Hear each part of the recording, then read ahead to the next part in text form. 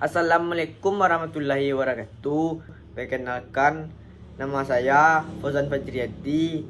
NPM saya 2010112111143. Saya akan mempresentasikan teori asal mula negara berdasarkan Panama Barat dengan dosen Resma Bintani Gustaliza SHMH.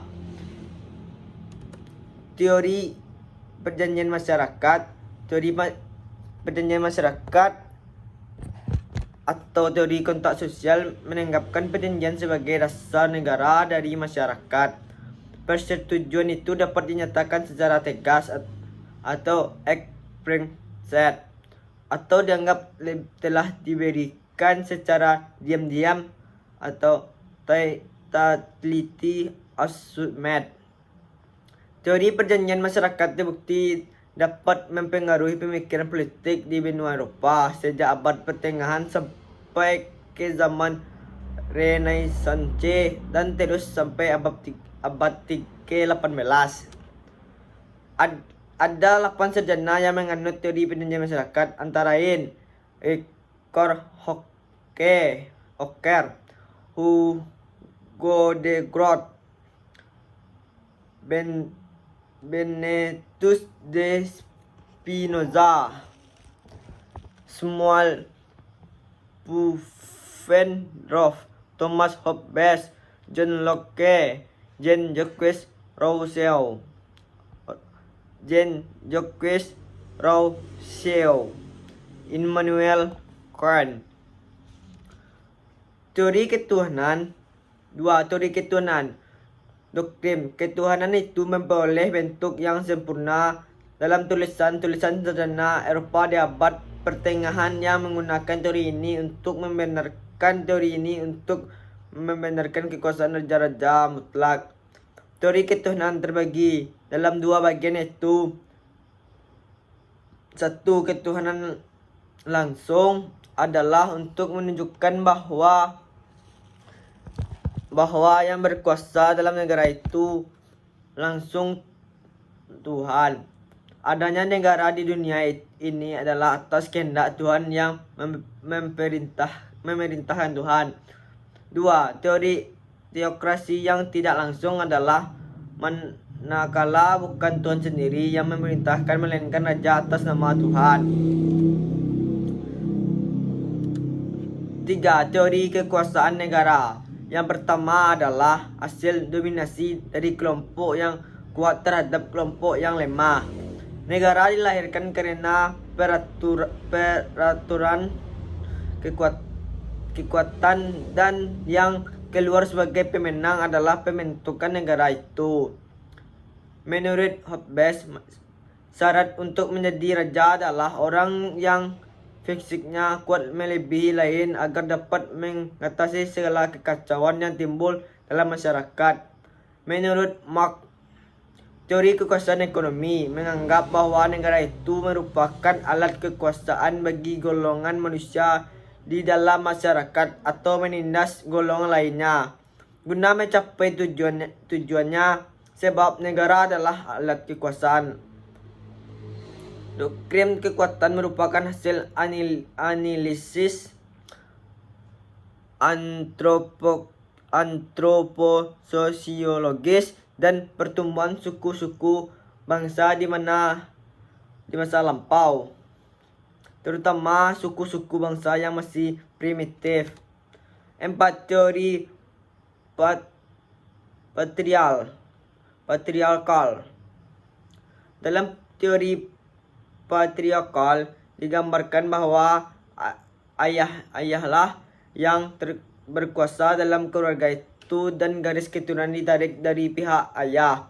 Keluarga berkembang baik dan terjadilah beberapa keluarga yang kesemuanya dipimpin oleh ayah, kepala keluarga induk, kepala desa, kepala suku merupakan primus inter pares sampai saat dibentuk semacam pemerintahan yang desentralisasi. Negara adalah berkelompok berapa suku. 5. Teori organis.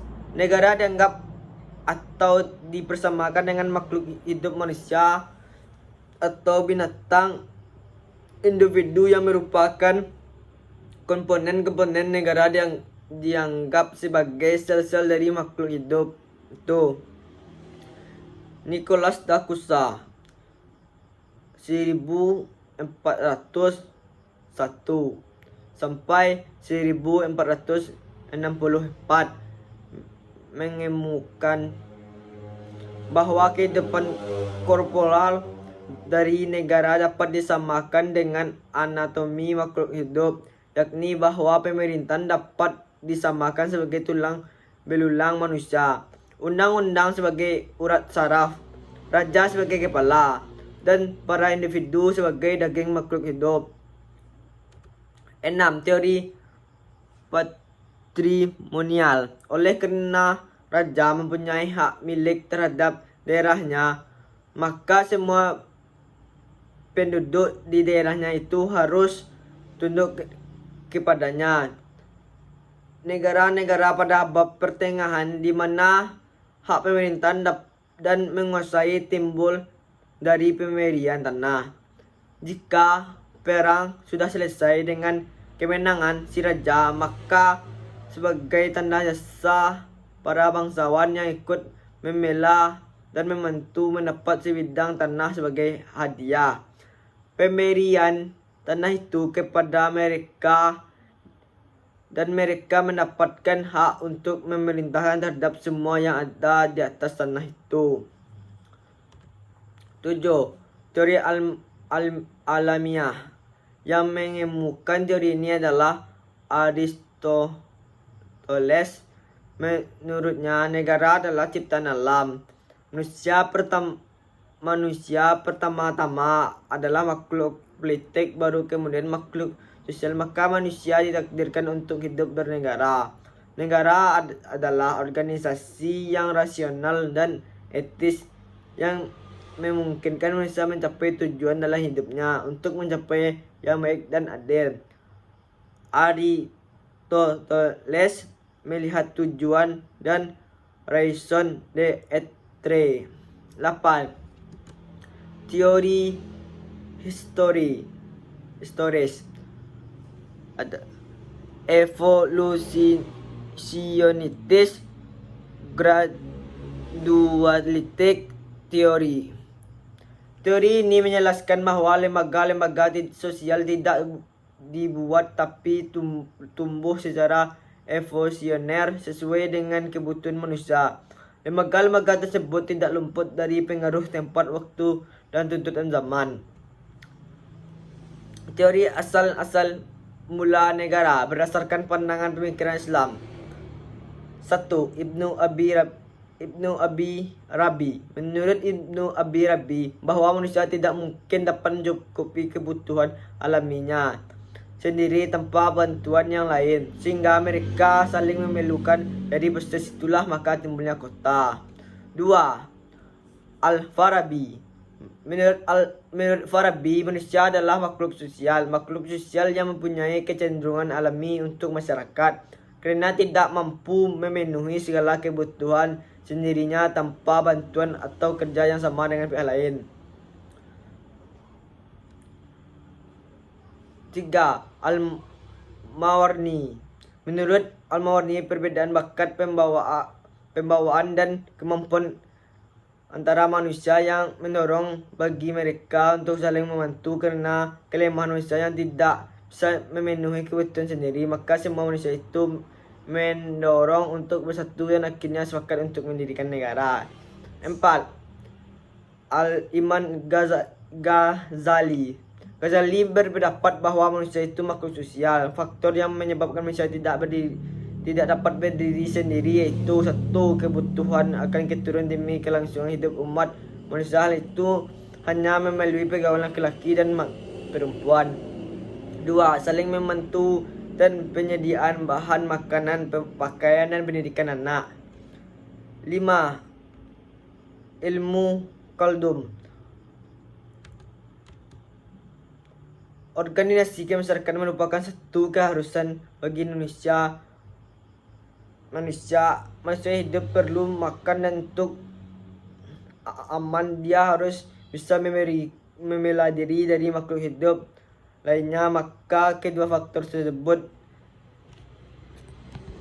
mengapa organisasi masyarakat merupakan suatu keharusan bagi hidup manusia. Baiklah, saya sudah selesai membacakan presentasi saya. Assalamualaikum warahmatullahi wabarakatuh.